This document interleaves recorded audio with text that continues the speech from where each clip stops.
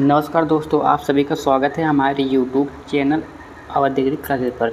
अगर आप लोग बीएससी एग्रीकल्चर एंट्रेंस टेस्ट या यूपी कैडेट या आईसीआर या किसी भी agriculture competitive exam agriculture exam की तैयारी कर रहे हैं तो ये वीडियो आपके लिए काफ़ी महत्वपूर्ण होने वाली है। और साथ ही आज मैं लेकर आया हूँ 20 यानी कि 20, साथ ही मैं आज लेकर आया हूँ 20 प्लस जो है MCQ क्वेश्चन जो कि एग्ज़ाम में बार बार पूछे जाते हैं। और आप लोग वीडियो को अंत तक जरूर देखना, क्योंकि वीडियो के अंत में कुछ ऐसे क्वेश्चन रखे गए हैं जो मोस्ट इम्पॉर्टेंट है। ठीक है, तो चलिए हम वीडियो को बिना समय गवाए शुरुआत करते हैं, वीडियो की शुरुआत करते हैं। तो एक पहला प्रश्न हमारा काफ़ी इंपॉर्टेंट प्रश्न है, क्योंकि बार बार पूछा जाता है। यूपी कैडेट हो चाहे जेट हो या फिर कोई एग्रीकल्चर कॉम्पिटिटिव एग्जाम हो, तो पूछा जाता है कि MSP की सिफारिश कौन करता है। एक होता है MSP को लागू कौन करता है, MSP को लागू कौन करता है, और साथ ही MSP की सिफारिश कौन करता है। तो MSP को जो लागू करता है वो गवर्नमेंट ऑफ इंडिया, गवर्नमेंट सरकार जो है या भारतीय सरकार जो लागू करती है। और साथ ही जो सिफारिश करता है वो CACP जो है लागू करता है। MSP को जो MSP होती है, MSP को अंतिम रूप कौन देता है, तो भारत सरकार देती है, यानी कि ये लागू करता है MSP को। MSP को मतलब MSP कब आता है, तो जो बुआई से पूर्व किसी भी फसल, अगर रबी की बुआई हो रही है तो उसकी जो MSP खरीद में आ जाएगी। ठीक है, अगला प्रश्न है जो CACP जो है, यानी कि CACP किस मंत्रालय के अंतर्गत आता है, तो कृषि एवं किसान कल्याण मंत्रालय के अंतर्गत आता है। तो यह वन लाइन क्वेश्चन है, ताकि हमारी समय बचत हो और समय का बचत हो, और साथ ही काफ़ी जल्दी काफ़ी फास्ट जो है हम रिवीजन कर सकें, इसीलिए वन लाइनर लेकर आए हैं। अगर आप सभी जो MCQ चाहिए तो कमेंट कर देना MCQ, जो अगला टॉपिक इसी पर जो MCQ आ जाएगा। ठीक है, अगला प्रश्न MSP की घोषणा कौन करता है, मतलब जो MSP की घोषणा जो है वो कौन करता है, CACP की सिफारिश पर वो भारत सरकार जो करती है। फिर MSP की घोषणा कब की जाती है, तो अभी मैंने बताया कि बुआई से पहले आ जाती है। जैसे कि अगर रबी की जो है, अगर रबी की फसल की MSP है, जैसे गेहूं की MSP आनी है, गेहूं की अगर गेहूं की MSP आनी है तो वो जो है खरीफ में जो है खरीफ की फसल के साथ आ जाती है। जैसे अगर खरीफ की MSP आनी है, खरीफ फसल की MSP आने वाली है तो देनी है, तो वो जो है रबी में आ जाती है। ठीक है, बुआई से पहले उसकी MSP तय की जाती है। दूसरी बात है IMD, जो IMD इंडियन मेट्रोलॉजिकल डिपार्टमेंट है, इंडियन मेट्रोलॉजिकल डिपार्टमेंट किस मंत्रालय, मतलब किस मंत्रालय के अधीन है, तो किस मंत्रालय के अधीन है, तो मिनिस्ट्री ऑफ अर्थ साइंस के अंतर्गत है। ठीक है, मिनिस्ट्री ऑफ अर्थ साइंस के अंतर्गत है। और IMD की जो स्थापना है वो कब हुई थी, तो 1875 में हुई थी। कहाँ हुई थी, तो सबसे पहले कोलकाता में हुई थी। कहाँ हुई थी, कोलकाता में हुई थी। ठीक है, कोलकाता में हुई थी। उसके बाद 1905 में शिमला स्थापित कर दिया गया था। उसके बाद 1928 में पुणे महाराष्ट्र, 1944 में नई दिल्ली, जो कि प्रेजेंट टाइम में नई दिल्ली ही है। ये क्वेश्चन पूछा जाएगा तो IMD इस समय कहाँ है, तो आप लाएंगे नई दिल्ली में है। ठीक है, स्थापना कब हुई थी मैंने बता दिया कि 1875 ईस्वी में हुई थी। तो ICAR की स्थापना कब हुई थी, काफ़ी इजी क्वेश्चन है, जितने भी भाई कॉम्पिटिटिव एग्जाम की तैयारी कर रहे हैं उनको पता होगा IARI की स्थापना कब हुई थी। और साथ ही इसको स्थानांतरित कब किया गया था, कहाँ पर स्थानांतरित किया गया था, तो इसको डीम्ड यूनिवर्सिटी का दर्जा कब दिया गया था। तो ICAR जो IARI है, इंडियन एग्रीकल्चर रिसर्च इंस्टीट्यूट जो है, इसको डीम्ड यूनिवर्सिटी का दर्जा जो है कब दिया गया था, इसको आप कमेंट में करना। ठीक है, इसको आप कमेंट बताना। अगला प्रश्न ICAR क्या है, इसको सबको पता ही है क्या है। तो ICAR का मुख्यालय कहाँ है, भी सबको पता है कि नई दिल्ली में है। अगला है जो IARI है को पूसा इंस्टीट्यूट क्यों कहा जाता है, स्थापना जो पूसा बिहार से हुई थी। ठीक है, उसके बाद 1936 में इसको स्थानांतरित कर दिया गया था। कहाँ स्थानांतरित कर दिया गया था, 1936 में से नई दिल्ली जो है स्थानांतरित कर दिया गया, क्योंकि भूकंप के कारण। अगला प्रश्न है अपना क्रीडा, इसका फुल फॉर्म पूछा जाता है। क्रीडा का फुल फॉर्म पूछा जाता है। ये कहाँ पर है, तो ये हैदराबाद है। कहाँ, ये हैदराबाद में है, ये हैदराबाद में है। और साथ ही इसका फुल फॉर्म क्या हो जाएगा, central research institute for dryland area होता है। ठीक है, ड्राईलैंड एग्रीकल्चर होता है। तो कहाँ है, वर्षा आधारित खेती, मतलब वर्षा पर डिपेंड होती है इस प्रकार की खेती। ठीक है, क्रीडा कहाँ है, तो क्रीडा हैदराबाद है, अभी हमने बात कर चुके हैं। अगला KVK के अधीन जो किसके अधीन कार्य करता है। तो फादर ऑफ केवीके अगर पूछा जाएगा, ये केवीके का जो केवीके है, कृषि विज्ञान केंद्र है, इसकी सफलता का श्रेय किसको जाता है, तो चंद्रिका प्रसाद को जाता है। ठीक है, चंद्रिका प्रसाद को जाता है। भारत में पहला केवीके कहाँ जो है कहाँ बना था, तो 1974 में तमिलनाडु में बना था, पांडुचेरी में बना था, तमिलनाडु यूनिवर्सिटी के अंतर्गत। उसके बाद यूपी में केवीके यूपी में सबसे पहले कहाँ बना था, तो सुल्तानपुर में बना था 1976 में। और यूपी में अगर जैसे पूछा जाए कि सबसे ज़्यादा केवीके कहाँ है, सबसे ज़्यादा केवीके कहाँ है, तो वह यूपी के अंतर्गत, देखिए तो वह यूपी के अंतर्गत है सबसे ज़्यादा केवीके। ये हो गया। तो ये आईसीआर के अधीन कार्य करता है।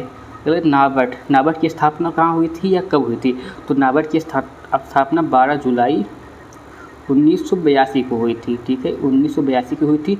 इसका मुख्यालय कहाँ है, यानी कि हेडक्वार्टर कहाँ है, तो इसका हेडक्वार्टर जो है मुंबई है, हेडक्वार्टर इसका मुंबई है।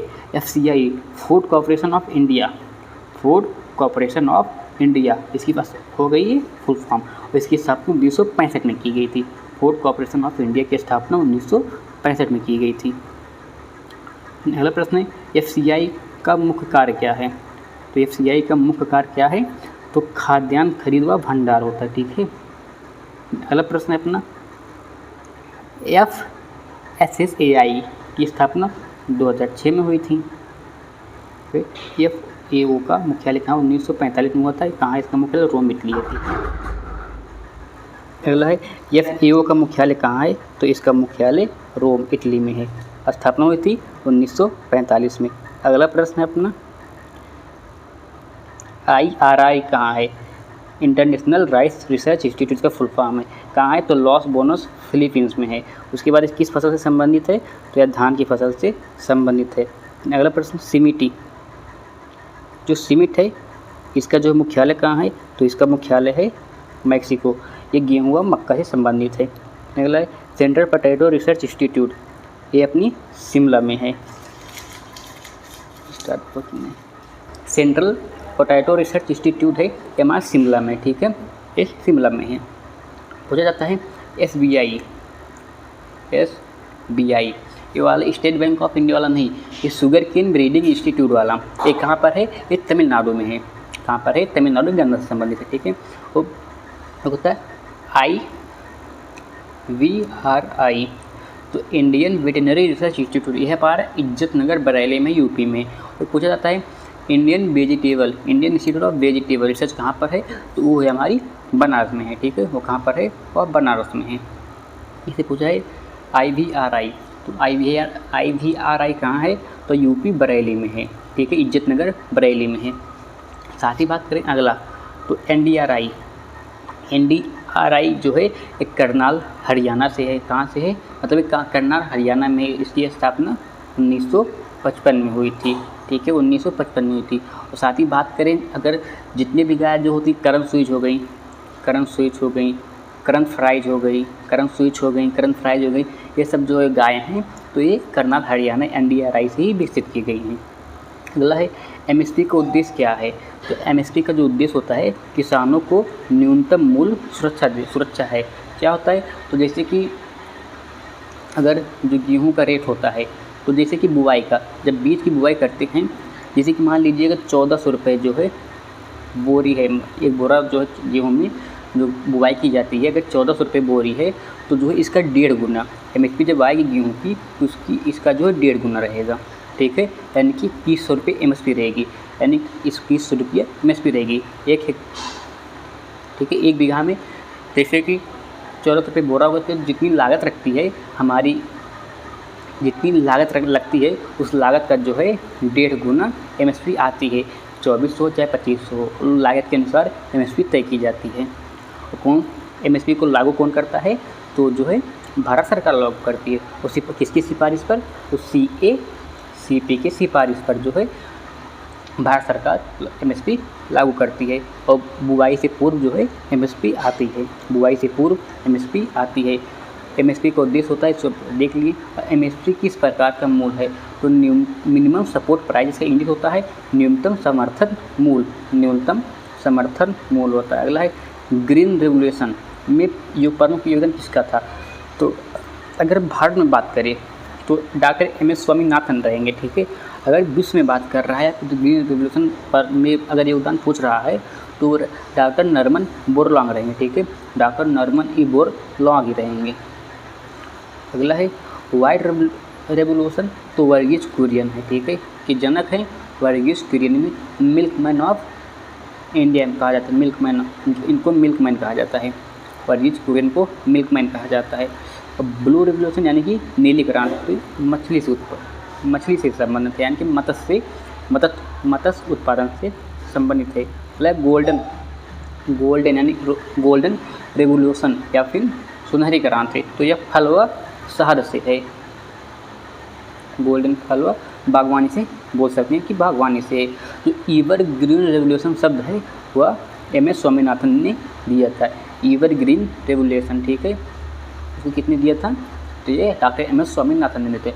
ऑपरेशन फ्लड संबंधित, ऑपरेशन फ्लड जो है ये दुग्ध उत्पादन से संबंधित है, काफ़ी महत्वपूर्ण प्रश्न ये भी है, काफ़ी महत्वपूर्ण प्रश्न। ऑपरेशन फ्लड जो है दूध उत्पादन से संबंधित है। उसके बाद MSP लागू करने वाली एजेंसी, MSP लागू करने वाली एजेंसी क्या है, तो FCI है, फूड कॉर्पोरेशन ऑफ इंडिया। इसकी स्थापना कब हुई थी, आपको कमेंट बताना, इसकी स्थापना की बात हमने कर चुके हैं। अगला है CACP की स्थापना कब हुई थी, काफ़ी महत्वपूर्ण प्रश्न ये भी है। CACP की स्थापना कब हुई थी, तो इसकी स्थापना 1965 में हुई थी। कब हुई थी, 1965 में हुई थी, ठीक है। फिर अगला है एग्रीकल्चर प्राइज कमीशन का नया नाम, तो CACP है। अगर ऐसा पूछा जा रहा है कि CACP का जो CACP है इसका मतलब पुराना नाम क्या था, तो हम बोल सकते हैं उसका APC था, ठीक है। जिसे agriculture price commission, agriculture price commission के नाम से जाना जाता था पहले। CAPC जो CACP है इसको एग्रीकल्चर प्राइज कमीशन के नाम से जाना जाता था। अगला प्रश्न है CACP जो मतलब लागू करता है, MSP लागू करता है, CACP की सिफारिश पर MSP किन फसलों पर लागू होता है, तो अधिसूचित फसलों पर लागू होते हैं, ठीक है। अधिसूचित फसलों पर लागू होते हैं। MSP का निर्धारण किन कारकों पर आधारित है, MSP का निर्धारण किन कारकों पर आधारित है, तो लागत, मांग व बाजार मूल्य पर आधारित होती है, ठीक है। लागत, मांग व बाजार मूल्य पर आधारित होती हैं। MSP जो है, MSP को घोषित कौन करता है, तो एक केंद्र सरकार करती है, ठीक है, केंद्र सरकार करती है। MSP की घोषणा जो केंद्र सरकार करती है।